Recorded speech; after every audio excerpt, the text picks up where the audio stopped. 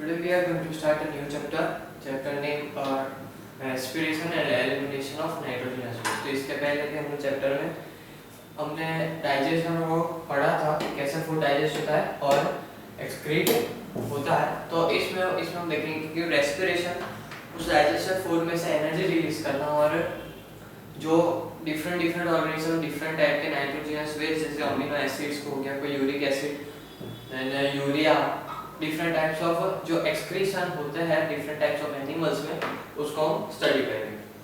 Every living organism needs energy to work various life activities and process of respiration fulfils their energy requirement. अब खाना खाते हैं सारे organisms तो उन्हें एनर्जी रिक्वायरमेंट यहाँ पर फुलफिल होती है, जो भी फूड में एनर्जी होती है वो। You have already learned in the lecture food and nutrition that animals take in high energy organic molecules in form of food। तो फूड में ऑर्गेनिजम्स बेसिकली जो होलोजोइक होता है या फिर हेटेरोट्रॉप्स होते हैं, ओके, हेटेरोट्रॉप्स का एक पार्ट है होलोजोइक, तो वो एक कॉम्प्लेक्स फूड इंटेक करता है और उसे डिफरेंट टाइप ऑफ एंजाइम से रिएक्शंस परफॉर्म करके उसे सिंपलर वंस में तोड़ते जाते हैं, जिसकी वजह से उन्हें एनर्जी मिलती है केमिकल बॉन्ड के टूटने से। Respiration also produce carbon dioxide, okay, तो वो breakdown of food in presence of oxygen and release during respiration। तो वो खाने में से जो ऑक्सीजन रिमूव होना उसे कहा जाता है respiration। और respiration also produce a carbon dioxide which is a toxic substance which eliminates from the body during respiration। उनकी जो आप रिएक्शन देखोगे respiration की, the C6H12O6 breaks down into, एक बार हम देख लेते हैं, C6H12O6 is break down into energy, water and carbon dioxide। तो carbon dioxide being a toxic substance, तो कार्बन डाइऑक्साइड अगर हमारी बॉडी में एलिमिनेट हो जाता है, C6H12O6 gives H2O plus CO2 plus ATP, okay. तो ये होता है, अगर ये है वो टॉक्सिक सब्सटेंस है तो इसका एलिमिनेशन बॉडी में हमें हार्मफुल होता है। That's for elimination, okay. तो जो भी हमारे बॉडी में हार्मफुल सब्सटेंसेस एक्युमुलेट होते हैं, जैसे कि रेस्पिरेशन में CO2 निकल रहा है, तो जो भी हार्मफुल सब्सटेंस का elimination, okay, elimination of CO2 is called excretion।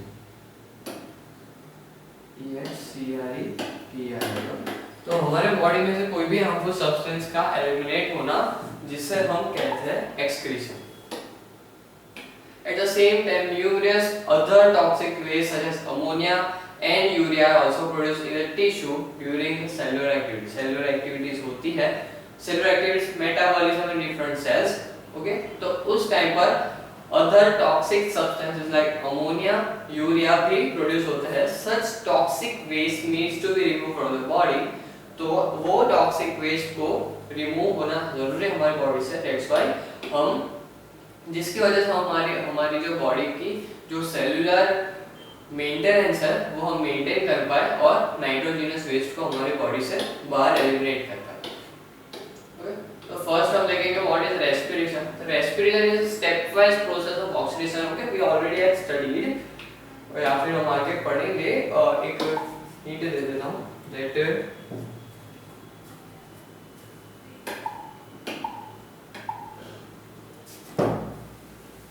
हमने इनटेक किया, मींस फूड लिया जो कि था हमारा शुगर, ओके। एक सिंपलेस्ट प्रोसेस जो कि हमारे बॉडी में रेस्पिरेशन होता है।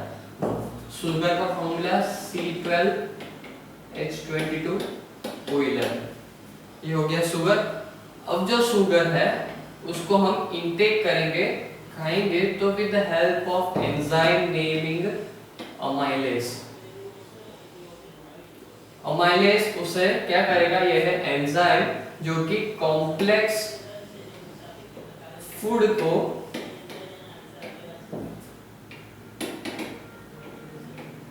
सिंपल फूड में ब्रेक डाउन करेगा। ओके, तो जब शुगर C12H22O11 जब सिंपल में टूटेगा तो वो होगा ग्लूकोज।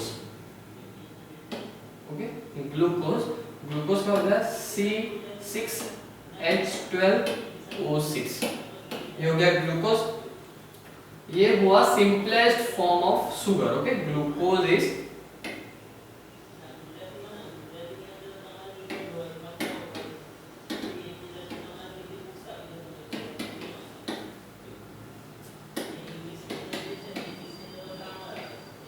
ओके, ये हो जाता है शुगर। तो अब शुगर जो कि एनर्जी रिलीज, यहां तक था डाइजेशन। ओके, इतनी प्रोसेस को हमने कहा डाइजेशन।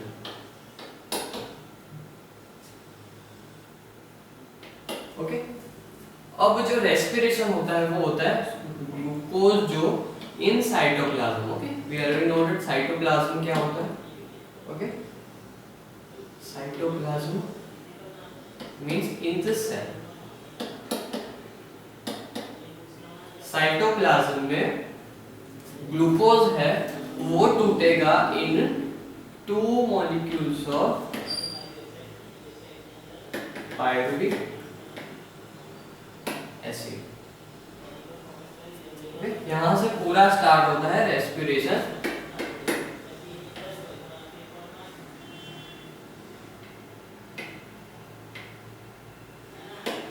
ओके, तो जब ग्लूकोज 2 पायरुविक एसिड में टूटेगा इन द साइटोप्लाज्म, फिर ये 2 पायरुविक एसिड जाएगा माइटोकॉन्ड्रिया में। We already noted what is mitochondria. It is a powerhouse of cell. तो जब वो पायरुविक एसिड माइटोकॉन्ड्रिया में जाएगा तब वो टूटेगा pyruvic acid CO2 plus H2O plus 36 ATP. ATP is nothing but adenosine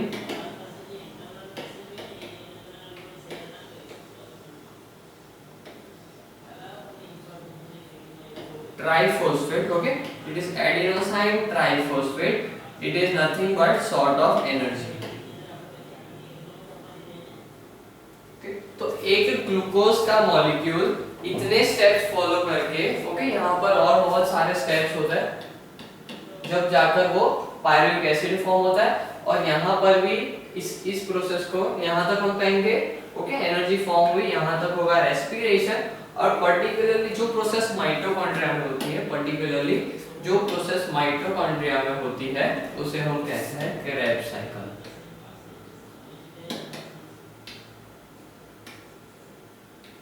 okay, और पर्टिकुलरली ग्लूकोज से 2 पायरुविक एसिड फॉर्म होता है, उसे हम कहते हैं ग्लाइकोलिसिस।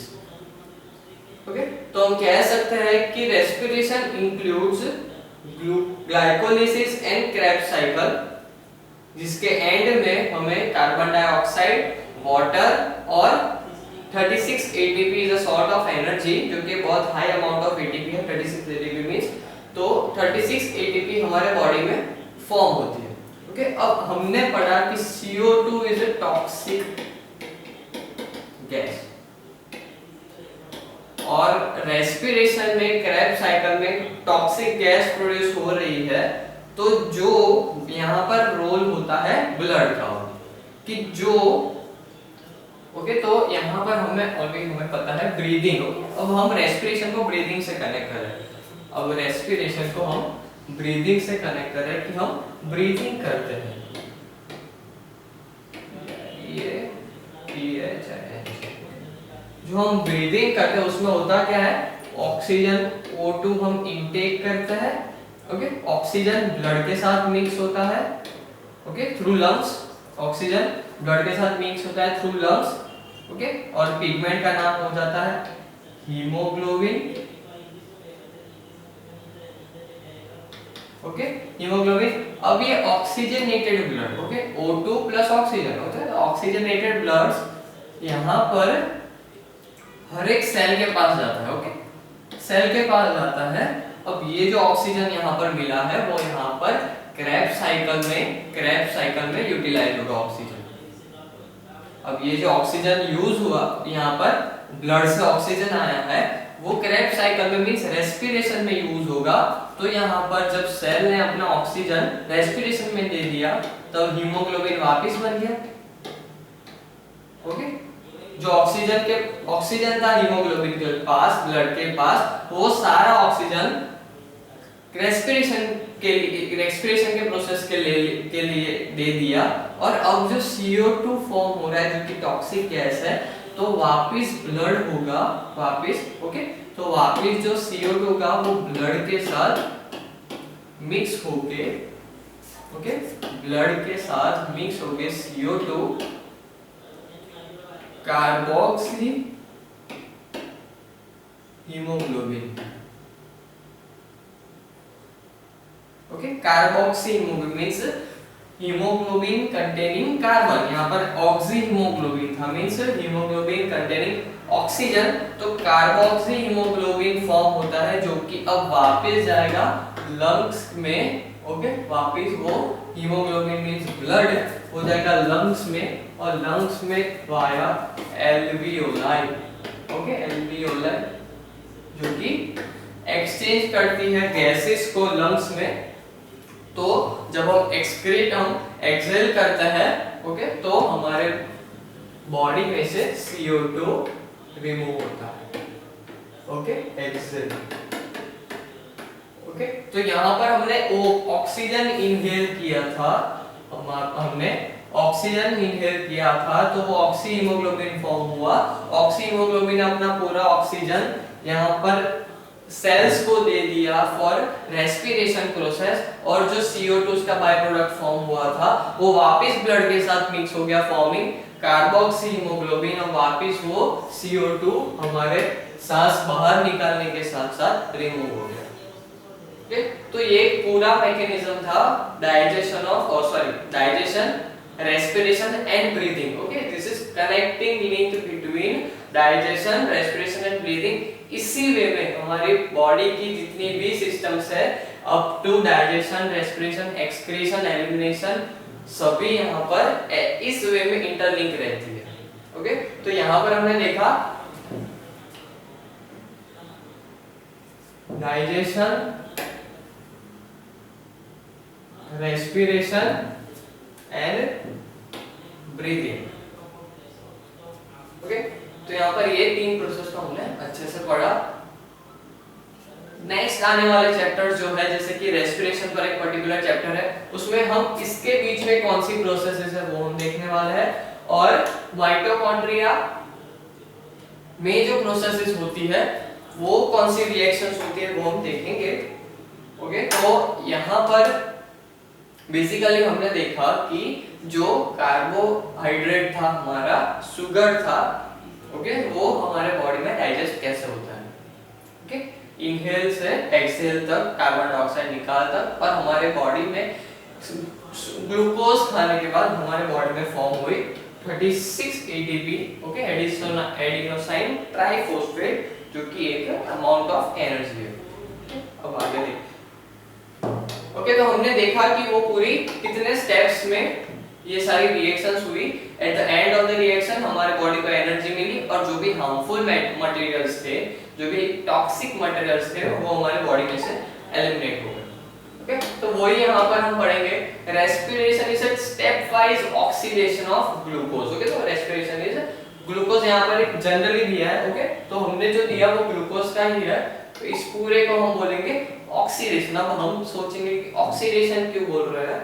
ओके, तो जो ग्लूकोज यहाँ पर पायरुविक एसिड में फॉर्म होता है, तो यहाँ पर ये प्रोसेस को बेसिकली हम ऑक्सीडेशन रिएक्शन कहते हैं। ओके, तो अगर ऑक्सीडेशन रिएक्शन यहाँ पर ग्लूकोज का ऑक्सीडेशन होगा तब जाकर वो पायरुविक एसिड में कन्वर्ट होगा। अगर ऑक्सीडेशन नहीं होगा तो पायरुविक एसिड फॉर्म नहीं होगा और हमें एनर्जी नहीं मिल पाएगी। ओके, तो इसी वजह से हम कहते हैं respiration is an oxidation of glucose or other nutrients which results in release of energy, which results in ultimately release of energy. Okay, ATP release होती है, that is adenosine triphosphate whenever energy is required, जब भी energy required होती है तब हमारी body ATP को तोड़कर, okay, adenosine triphosphate is nothing but a molecule, okay, chemical molecule है जो जब उसको तोड़ती है तो हाई अमाउंट ऑफ एनर्जी उसमें से रिलीज होती है, ओके। तो जब भी हमारी बॉडी को रिक्वायरमेंट होगी तब हमारी बॉडी एटीपी मॉलिक्यूल्स को तोड़कर उसमें से एनर्जी ले लेगा, ओके। तो वन बाय वन हमने जो भी पढ़ा वो हम वन बाय वन पढ़ेंगे। The first type of respiration is gaseous exchange, okay. It involves breathing वाला आ गया, okay। तो breathing portion के हमने ऑक्सीजन इनहेल किया। It involves the exchange of gases between the cells and in surrounding medium. The cells obtain oxygen from environment and return carbon dioxide। तो starting और last point दोनों ने कहा कि वो ऑक्सीजन इनहेल करता है और कार्बन डाइऑक्साइड रिमूव करता है and water vapors to it। In the most higher animals, the exchange of gases takes place in two phases, okay। दो फेज में यहाँ पर exchange of gases होता है, inhale, okay। Exchange of gases between animal body and external environment called ventilation of breathing, okay। तो हम जो breathing करते हैं उसकी बात हो रही है। Transport of oxygen and carbon dioxide between the respiratory surfaces and cell, okay। तो यहाँ पर एक प्रोसेस जैसे कि यहाँ पर हमने इनहेल किया, ओके, ब्रीदिंग के टू प्रोसेस हैं, इनहेल एंड एक्सहेल, नोट है। तो जब हमने इनहेल किया तो ऑक्सीजन लंग्स में गया, अब लंग्स के सेल्स से हमारे बॉडी के सेल्स तक पहुंचाने वाले जो पिगमेंट होते हैं उसे हम कहते हैं हीमोग्लोबिन पिगमेंट। तो वो ऑक्सीजन यहाँ पर एक रेस्पिरेटरी पिगमेंट के सरफेस पर जॉइंट होगा जो कि कहते हैं हीमोग्लोबिन। तो ये दो फेज में होता है। अब जो ऑक्सीजन पहुंच गया सेल्स के पास तो वहां पे उसका बाय प्रोडक्ट फॉर्म हुआ था कार्बन डाइऑक्साइड, वो वापस हीमोग्लोबिन पे कार्बोक्सी हीमोग्लोबिन फॉर्म करके वापस उसके सरफेस पर जॉइंट होगा और वापस लंग्स के सेल तक आएगा जहां पर एक्सचेंज होगा गैसेस का। Oxygen obtained from the atmosphere is used up in a second step, that is during the cellular respiration which occurs inside the cell, okay। तो ऑक्सीजन जो ले गया था ब्लड ऑक्सी हीमोग्लोबिन फॉर्म करके वो second step में involve होता है, जो कि हमने देखा यहाँ पर कि जो ऑक्सीजन यहाँ से ले गया है वो ग्लाइकोलिसिस और जो भी रेस्पिरेशन प्रोसेस है उनमें वो यूटिलाइज करेगा। It is a complex, okay. Step 2 cellular respiration जो कि सेल के अंदर होता है, ओके। तो यहाँ पर हमने दो रिएक्शंस पढ़ी, उसमें एक तो glycolysis and Krebs cycle, okay। तो it is a complex and elaborated process which occurs in cytoplasm and mitochondria, okay। तो हमने देखा कि साइटोप्लाज्म में ग्लाइकोलिसिस होता है और जो माइटोकॉन्ड्रिया है उसमें Krebs cycle होता है। The uptake of oxygen by tissues, stepwise oxidation of glucose जिसकी वजह से pyruvic acid form होता है and release of carbon dioxide and energy and release of carbon dioxide and energy and release of carbon dioxide H2O and 36 ATP means that is energy, okay। तो ये था step 2। Thus ultimate goal of respiration system is provide oxygen to the tissue for oxidation of food and removal of carbon dioxide, okay। तो यहाँ पर food का oxidation जिसे कहते हैं हम सेलुलर रेस्पिरेशन। यहाँ पर एक मॉडल दिया गया है सिंपल वे में कि ये एयर है, ये एल्वियोलाई है, यहाँ से एयर ऑक्सीजन इनटेक होगा, वो हर एक सेल के पास आएगा। यहाँ पर जो रेस्पिरेशन के एक्चुअल प्रोसेस है ग्लाइकोलिसिस एंड Krebs साइकिल जिसकी वजह से और फूड का ऑक्सीडेशन होता है, तो फूड का ऑक्सीडेशन का बाय प्रोडक्ट हो जाता है कार्बन डाइऑक्साइड। तो कार्बन डाइऑक्साइड वापस गैसेस ट्रांसफर ये बड़ा सा हो गया हीमोग्लोबिन, ओके। तो हीमोग्लोबिन कार्बन डाइऑक्साइड हीमोग्लोबिन के साथ जॉइंट होगा और वापस एल्वियोलाई में ब्रीथिंग के साथ वो निकल जाएगा। तो आप सोच सकते हो कितनी फास्ट प्रोसेस हो रही है। The respiratory exchange in different animals, okay. तो हमने ह्यूमंस में तो देख लिया, डिफरेंट एनिमल्स में देख लिया। All animals exchange gases with their surrounding by mechanism of diffusion, okay. Diffusion की हेल्प से सारे एनिमल्स अपने सराउंडिंग से गैसेस एक्सचेंज करते हैं जो कि जरूरी है। Thus oxygen is taken up and carbon dioxide is released from respiratory surface, तो यहाँ पर हमारा रेस्पिरेटरी सरफेस हो गया एल्वियोलाई, ओके। तो वहां पर हमारा डिफ्यूजन होता है, ओके। तो ऑक्सीजन ब्लड के साथ मिलता है या फिर कार्बोक्सिलेटेड ब्लड एल्वियोलाई उसमें से कार्बन डाइऑक्साइड डिफ्यूज करता है, okay. For efficient gases exchange the respiratory surface should be large, moist, highly vascular, thin and easily permeable to oxygen and carbon dioxide, okay, जो कि हमारा एल्वियोलाई है। To fulfil the requirements complex respiratory system has evolved in the animal world, we learn few of them in this lesson. तो यहाँ पर different environment में रहने वाले डिफरेंट एनिमल्स में डिफरेंट टाइप्स की मॉडिफिकेशंस देखने को मिलता है कि कैसे वो रेस्पिरेशन करते हैं। तो वो हम कुछ एग्जांपल्स देखेंगे। Gases exchange the general through the general body surface, that is a earthworm is cutaneous respiration। उससे कहते हैं cutaneous respiration, जो कि respiration from skin होता है, उनकी बॉडी की आउटर सरफेस होती है, जैसे कि हमारी स्किन एपिडर्मिस कहते हैं हम। तो उनकी स्किन होती है वो यहाँ पर परमिएबल रहती है, उनमें प्रॉपर्टी रहती है कि वो गैसेस एक्सचेंज कर पाए। Earthworm has no respiratory organs, okay, जैसे हमारे पास लंग्स है, उनके पास ऐसा रेस्पिरेटरी ऑर्गन नहीं रहता। The entire skin on the body of the earthworm function as respiratory surface। उनकी पूरी स्किन होती है बॉडी पर, वो पूरी रेस्पिरेशन में हेल्प करती है, जो कि रेस्पिरेटरी ऑर्गन कहलाती है। The skin of the earthworm is thin, moist and has a rich supply of blood capillaries, thus it is a very suitable for respiration। The surface is covered with a moist film consists of secretion of mucous glands, coelomic fluids and excretory waste. तो यहाँ पर moist इसकी वजह से कि जो air है वो वहां पर आकर स्टिक हो पाए और एयर में बेसिकली ऑक्सीजन जो कि स्किन है वो अपने अंदर डिफ्यूज कर the capillaries on the skin take up the O2, diffuses into the water on the surface of the skin and release CO2 in atmosphere. In the same way जो भी हमारा फंक्शन एल्वियोलाई परफॉर्म करता है humans में, वही same function यहाँ पर earthworm में परफॉर्म करता है skin. Earthworms have a closed circulatory system which means the blood flow through a when and artery, जैसे उसे ब्लड वेसल्स कहते हैं। ओके, तो यहाँ पर सर्कुलेटरी सिस्टम्स दो टाइप की होती है, एक होता है open circulatory system and close circulatory system. कि तो वो सर्कुलेशन में आता है। तो ओपन सर्कुलेटरी सिस्टम में सारे जो ऑर्गन्स होते हैं, जैसा जितने भी ऑर्गेनाइज होती है, ऑर्गन्स होते हैं जिसको ब्लड की रिक्वायरमेंट होती है, वो ब्लड में डिप रहते हैं, मींस उसमें डूबे हुए रहते हैं, कोई ब्लड फ्लो नहीं होता, सिर्फ डिफ्यूजन होता है from the skin and any other gland. लेकिन क्लोज्ड सर्कुलेटरी सिस्टम में जो ब्लड होता है वो एक क्लोज्ड वेसल में फ्लो करता है और जो भी रिक्वायर्ड ऑर्गन्स होते हैं, ऑर्गेनालिज होती है, वहां तक ब्लड पहुंचाता है। The respiratory pigment hemoglobin remains dissolved in blood plasma and not in any cell। सिर्फ ब्लड में ही हीमोग्लोबिन प्रेजेंट रहता है, जैसे कि हमारे भी। In human beings, the other vertebrates hemoglobin is inside red blood cells। तो हमारे ह्यूमन बीइंग्स में यहाँ पर रेड ब्लड सेल्स के अंदर हीमोग्लोबिन पिगमेंट रहता है, that's why red blood cells भी हमें रेड दिखते हैं। लेकिन अर्थवर्म में ब्लड प्लाज्मा में हीमोग्लोबिन रहते हैं। ओके, तो ये डिफरेंस हो गया। This is a regular rhythmic contraction of blood vessels which helps in circulation of blood and transport of dissolved gases in the body. तो वहां पर रिदमिक कॉन्ट्रैक्शन एंड रिलैक्सेशन की वजह से ब्लड होता है वो फ्लो होता है उनकी बॉडी में, जिसकी वजह से गैसेस एक जगह से दूसरे जगह पर जहां पर भी ऑक्सीजन की रिक्वायरमेंट है, जितने भी सेल्स है वहां तक पहुंच पाती है। नेक्स्ट हो जाता है frogs.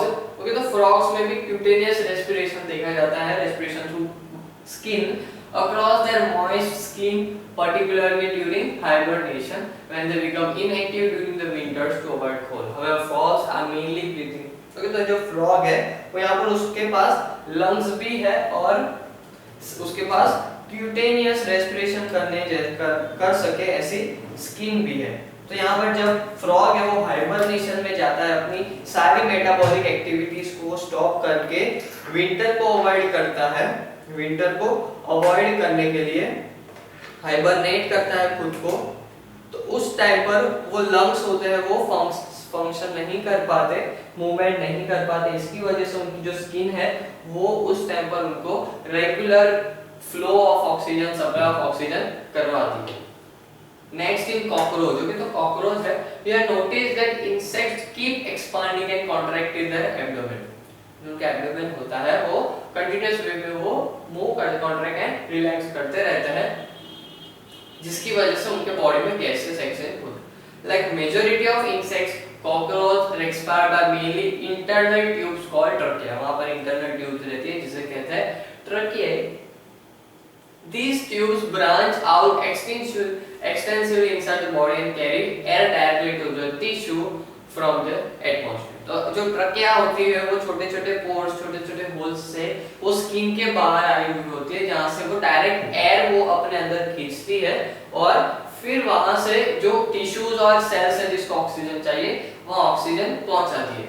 In cockroach, respiration does not involve blood as shown in a flow chart given below, therefore it's very fast and very efficient। Trachea opens up to the exterior by paired slit। Okay, तो slits spiracles छोटे-छोटे holes रहते हैं जहां से open होती है।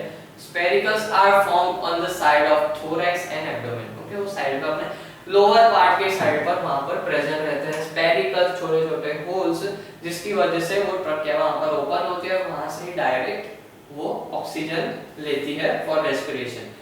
Fine branches of trachea called tracheoles finally penetrate the cells of the body and allow diffusion through the respiratory gases directly into from the cell। इसी वे में वो सेल्स तक ऑक्सीजन पहुंचाती है। At the end of the tracheoles are thin and filled with a fluid which is a respiratory gas is dissolved। The inflow and outflow of air is affected by alternate contraction and expansion of abdomen। Okay, तो जैसे वो उनका lower part abdomen contract और relax होता है, उसी की वजह से जो डिसॉल्व गैसेस रहती है एक फ्लूइड में उनके ट्रॉकियल्स में प्रेजेंट, तो उसकी वजह से यहाँ पर गैसेस एक्सचेंज होता है कॉकरोचेस में। तो इस वे में अर्थवॉर्म, फ्रॉग और कॉकरोच का हमने रेस्पिरेशन देखा। Respiratory system in humans. Okay, humans में कैसे रेस्पिरेटरी सिस्टम है, ओके, हमारा अल्टीमेट गोल वही है कि ह्यूमंस का सीखे। Humans have a well developed respiratory system suitable for meeting the higher requirements of oxygen in their body। हमारी बॉडी इतनी है, ट्रिलियंस ऑफ सेल्स प्रेजेंट है हमारी बॉडी में, तो उन सभी ट्रिलियन सेल तक एनर्जी पहुंचाना, ऑक्सीजन पहुंचाना is not a big deal. The respiratory system consists of a nostrils, nasal cavity, pharynx, larynx, trachea and bronchi। तो एक पार्ट्स हो गए, कौन से पार्ट्स होते हैं जो रेस्पिरेटरी सिस्टम में हमारे इन्वॉल्व रहते हैं। The two bronchi branch extensively into bronchioles। दो ब्रोंकाई मिलकर बनाता है bronchioles। Okay, terminal bronchioles and ultimately end in their air sac called alveoli, और alveoli वहां पर present रहती है। The bronchioles and their branches and air sacs are enclosed in double membrane called pleural membrane to form the lungs। ये तो ऐसे ही bronchioles जो कि अपना सरफेस एरिया बढ़ाने के लिए प्लूरल मेम्ब्रेन में कवर्ड रहती है और उस पूरे सिस्टम को कहते हैं lungs. The lungs are the main respiratory organ of human beings। Air passes through nostrils into bronchi to bronchioles and into air sac, which are thin-walled sac with a single layer of cells and heavily covered with blood capillaries। Okay, तो वहां पर lungs में हमारा highly supply of oxygen रहता है, जिसकी वजह से ऑक्सीजन और CO2 डिफ्यूज हो पाए। Okay, oxygen from alveoli passes into capillaries and CO2 from capillaries diffuse into the alveoli for being removed। Okay, तो ये प्रोसेस रहती है इनहेल एंड एक्सहेल में। जब इनहेल करते हैं तो ऑक्सीजन ब्लड के साथ मिक्स होता है वाया कैपिलरीज, और जब हम एक्सहेल करते हैं तब जो कार्बन डाइऑक्साइड जो ब्लड में प्रेजेंट है वो मिक्स होता है आता है एल्वियोलाई में through capillaries. Okay, alveoli are the organ which are actual gases exchange कर, जहां पर एक्चुअल गैसेस एक्सचेंज करते हैं। Double layer pleural membrane covers the lungs for its protection. Okay, double layer pleural membrane होती है वो उसे शॉक से बचाती है एंड ओवरऑल प्रोटेक्शन देती है। It contains the pleural fluid which makes the movement of lung easy। और जैसे कि हम रेस्पिरेशन करते हैं तो हमारे लंग्स है वो कंटिन्यूअसली मूव करते हैं, तो उस वे में वहां पर friction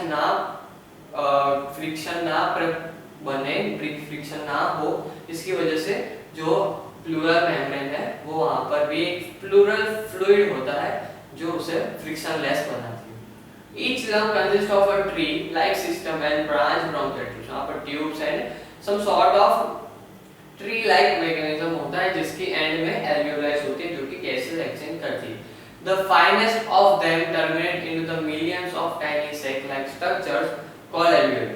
Alveolar membrane is very thin, moist, rich supplying blood capillaries जिसकी वजह से exchange हो सके. The walls of the capillaries and alveoli consist of a single layer of flattened epithelial cells. तो यहाँ पर flattened epithelial cells present होता है alveoli में.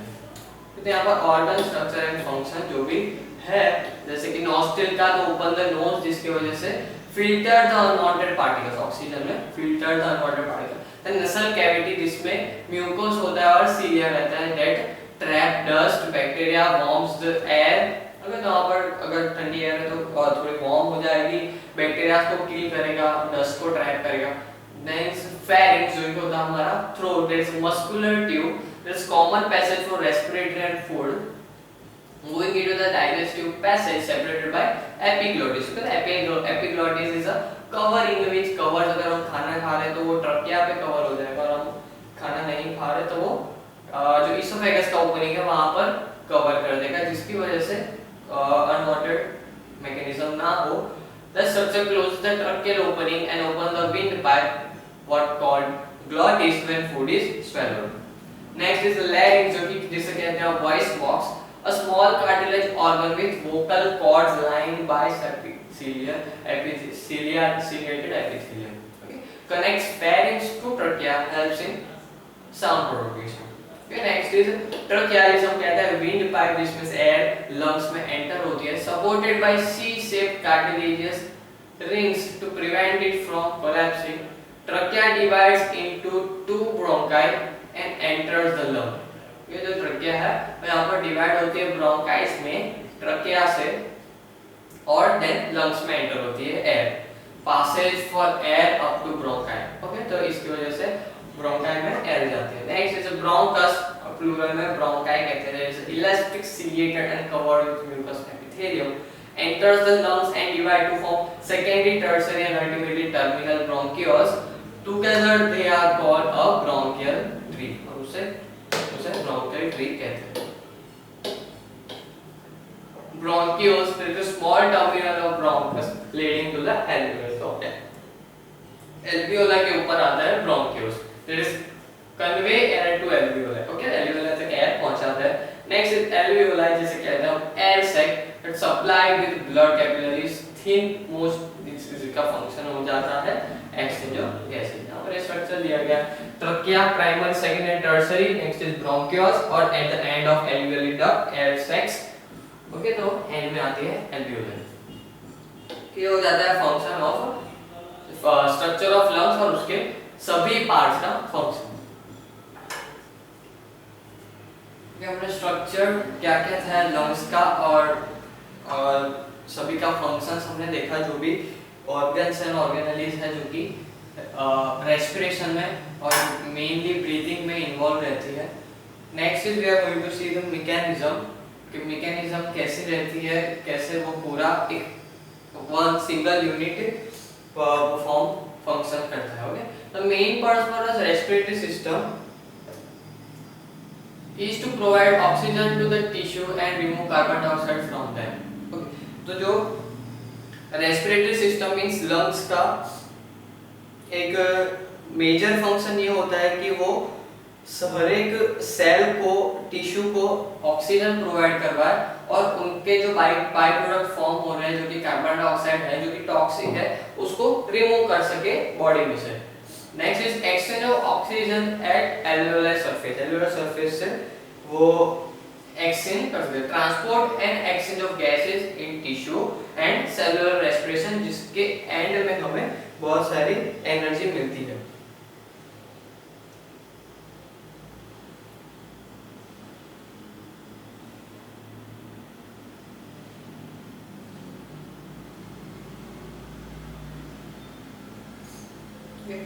तो फर्स्ट प्रोसेस होती है रेस्पिरेशन में जिसे हम कहते हैं ब्रीथिंग और साइंटिफिक बायोलॉजिकल नेम है उसका pulmonary ventilation. Okay, breathing is a common name और जो बायोलॉजिकल नेम होता है और इसका कहते हैं हम पल्मोनरी वेंटिलेशन। ओके, तो पल्मोनरी मींस सप्लाई होना और वेंटिलेशन मींस वेंटिलेशन आना जिसकी वजह से फंक्शन परफॉर्म हो सके।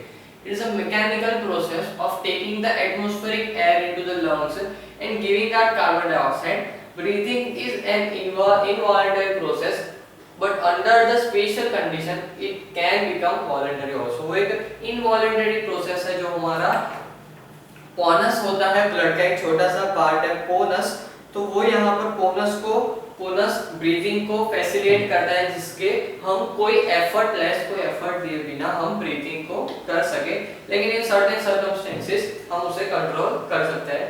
It consists of two steps during which the lungs are contracted and expanded alternately, inspiration और taking in। Okay, inspiration means सांस लेना जिसे हम कहते हैं taking air in, and next is expiration और air है वो exhale करना या फिर air को बाहर निकालना। तो inspiration में a muscular dome-shaped diaphragm is present at the base of the lungs. On contraction, it becomes flattened and lower. The lower surface of lung is pulled downwards and the volume of lung increases. तो diaphragm होता है वो यहाँ पर lower surface lung होता है वो पीछे नीचे की ओर मूव होती है जिसकी वजह से एयर अंदर इनटेक हो पाए, लंग्स एयर ले पाए। External intercostal muscles present between the limbs contract, the rib cage moves outward and upward। जो rib cage होता है वो outward and upward होता है। These contractions together increase the volume of the chest cavity, lowers the air pressure within the lungs, and the atmospheric air rushes in filling the lungs with air। तो और हमारे lungs में air बढ़ जाती है जैसे कि alveoli में air आ जाती है। Thus, inspiration is an active phase of breathing. Okay, inspiration is active phase of breathing. Next is expiration. Expiration में होता है जैसे रिलीज है एयर छोड़े तो उसकी ऑपोजिट प्रोसेस होती है, उसमें जो लंग्स है वो नीचे की साइड मूव रहा था, इसमें लंग्स ऊपर की साइड मूव रहा है। This step involves the relaxation of external intercostal muscles and contraction of internal intercostal muscle। जो एक्सपांड हुए थे वो रिलैक्स हो गए और एयर रिमूव होगी। As a result rib cage lowers and moves inwards. Okay, बाहर मूव हो रहा था और अंदर मूव होगा और नीचे की ओर मूव होगा। The diaphragm also relaxes and rise again into its original dome shape position. The abdominal organs pressed against diaphragm. This changes decrease the volume of chest cavity, chest की cavity है उसकी volume decrease करता है, thus increase in air pressure within the lungs and it's laden with CO2 and is forced out। और इसी वे में जो carbon dioxide है वो बाहर निकलती है लंग से। It is possible that during forced breathing both inspiration and expiration are active process because some more intercostal muscles and abdominal muscles are brought in action for deeper breathing movement which are healthy for us। Okay, तो हम दोनों active इसलिए active करा गया है क्योंकि वो हम खुद परफॉर्म कर सकते हैं। ओके, तो इन सर्टेन सर्कमस्टेंसेस हम इनहेल एंड एक्सहेल दोनों हमारे बीच से कर सकते हैं। तो उस वे में जैसे कि हम लोग योगा करते हैं तो वो प्रोसेस परफॉर्म होती है। Exchange of gases at the एल्वेओलर surface. Alveolar surface में कैसे गैसेस एक्सचेंज होती है वो हम देखेंगे। Blood is a medium for transport of oxygen from the lungs to the different tissue and carbon dioxide from tissue to lung। Okay, lungs से blood में oxygen जाना, blood टिश्यू तक पहुंचना, हर एक सेल तक पहुंचना और उस सेल से वापस कार्बन डाइऑक्साइड लंग्स तक आना और लंग्स से वापस बाहर निकलना, वो यहाँ पर चाह रहे हैं। The deoxygenated blood means carboxygenated blood, carbon dioxide वाला is brought to the lungs by pulmonary artery which divides it into fine capillaries that surround alveoli। ये जब हमने देखा था यहाँ पर जो ब्लड है वो हर एक सेल के पास पहुंच रहा है। अब इस एरो को हम एक्सपांड करेंगे एक शीट, तो यहाँ पर ऐसा था ब्लड हर एक सेल तक पहुंच रहा है। तो इसके बीच में आ जाता है पूरा सर्कुलेशन।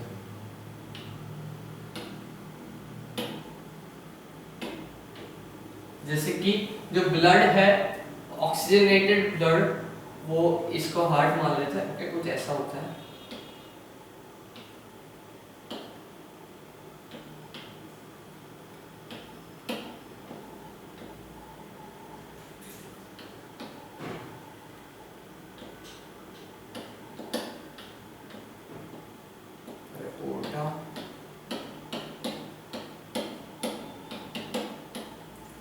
ये हमारा ब्लड हुआ और हार्ट हुआ,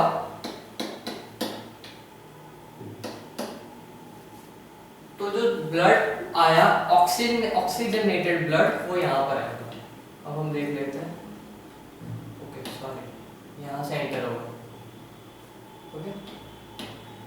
और जो ऑक्सीजनेटेड ब्लड है वो यहाँ से एंटर होगा राइट, ओके, लेफ्ट ऑरिकल में, okay, left auricle, left ventricle, auricle में से वो ट्राइकस्पिड वॉल में से वेंट्रिकल में जाएगा, ओके। जब वेंट्रिकल कॉन्ट्रैक्ट होगा तो यहाँ से ब्लड जाएगा पूरी बॉडी में, ओके, पूरी बॉडी में जाएगा, ओके। तो ऐसे मान लेते हैं ये बॉडी में गया, ओके, ये हर एक सेल में गया, ओके, ये पूरी बॉडी में। अब यहाँ पर जब सारा ऑक्सीजनेटेड ब्लड यहाँ पर पहुंचा, यहाँ पर सेलुलर रेस्पिरेशन परफॉर्म हुआ और उसका बाय प्रोडक्ट हमें मिला CO2। अब जो CO2 वाला ब्लड वापिस था वो यहाँ पर राइट ऑरिकल में जाएगा, राइट ऑरिकल में से वेंट्रिकल में जाएगा। अब यहाँ से जो जाएगा वो वापिस जाएगा लंग्स के पास, ओके, मींस यहाँ पर लंग्स के पास, ओके। तो इसे हमने पढ़ा, इसे कहते हैं डबल सर्कुलेशन,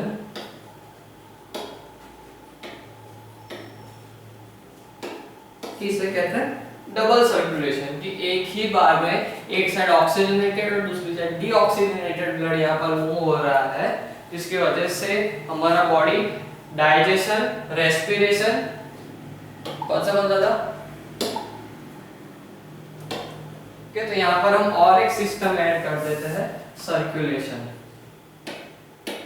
सर्कुलेशन, ओके। तो सर्कुलेशन, तो यहाँ पर एक मॉलिक्यूल ऑफ ग्लूकोज को डाइजेस्ट करने के लिए digestion, respiration, breathing and circulation 4 type की प्रोसेसेस हो रही है, जिसके एंड में हमें 36 ATP फॉर्म होती है। इंटरलिंक है इसकी ही वजह से। Oxygenated blood is taken from lungs to heart by pulmonary vein. तो यहाँ पर ये हो गई हमारी, ओके, तो ये हो गई हमारी जहाँ से ऑक्सीजनेटेड ब्लड आ रहा है, ओके, ये हो गई हमारी पल्मोनरी वेन, ओके। तो एक चीज हमने देखी थी, that pulmonary vein and pulmonary artery। Basically when deoxygenated blood carry करती है और आर्टरी ऑक्सीजनेटेड ब्लड कैरी करती है।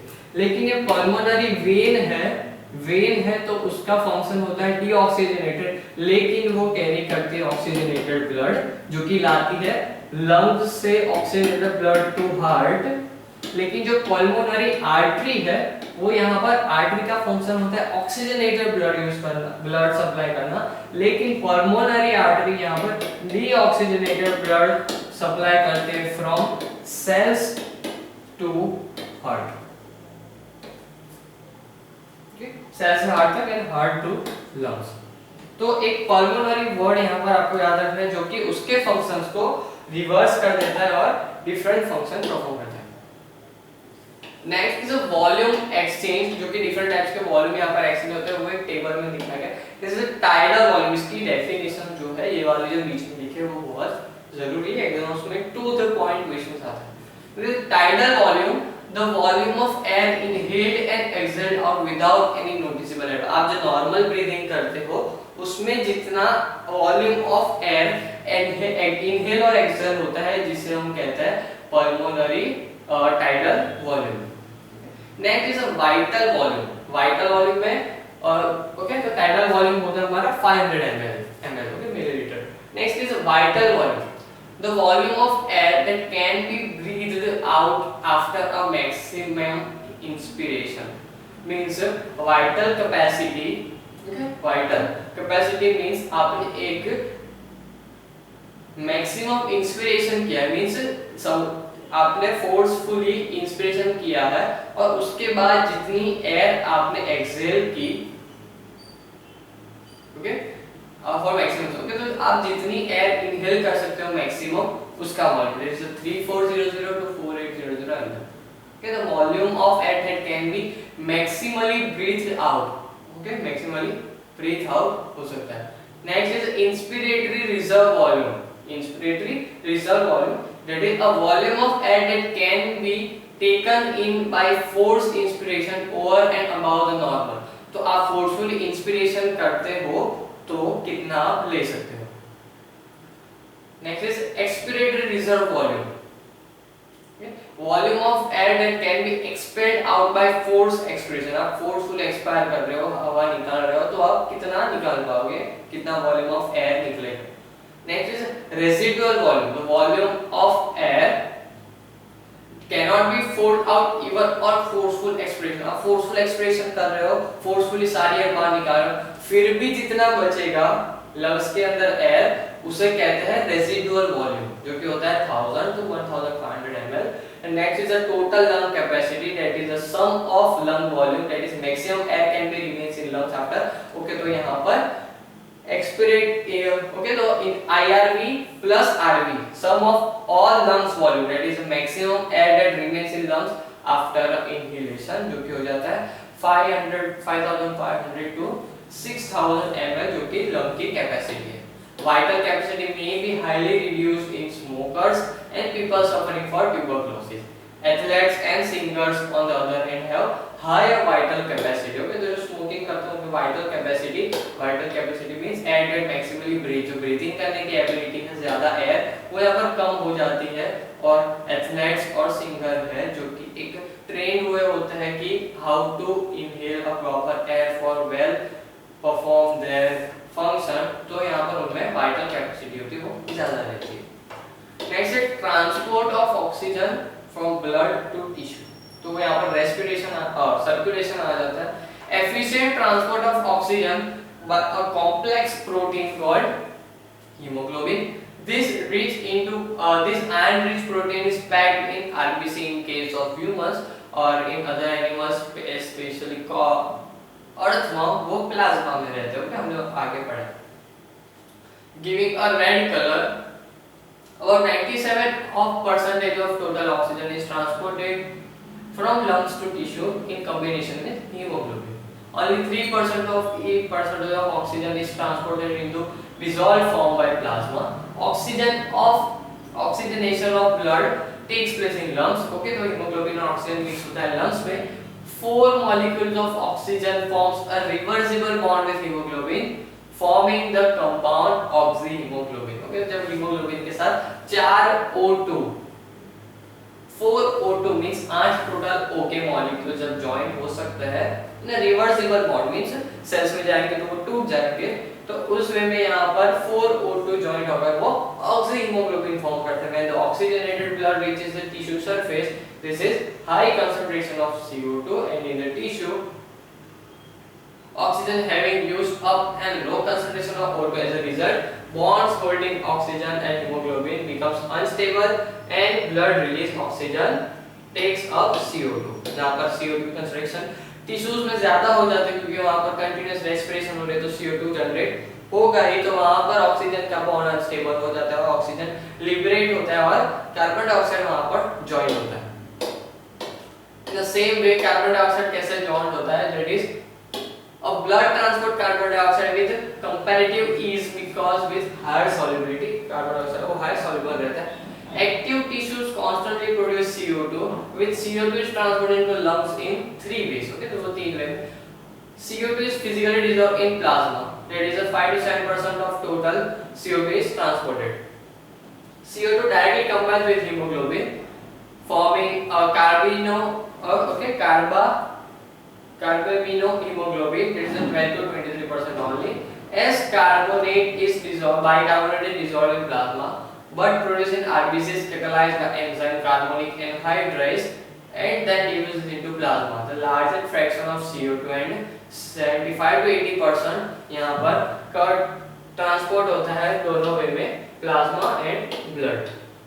तो bicarbonate is extremely soluble and dissolved in blood plasma. It again passes into RBC and breaks into CO2 and H2O in the alveoli inside the lungs of CO2 and transport to the lung from tissue in three ways mentioned above in release into alveolar air and finally breathe out. ये होता है transportation of carbon dioxide in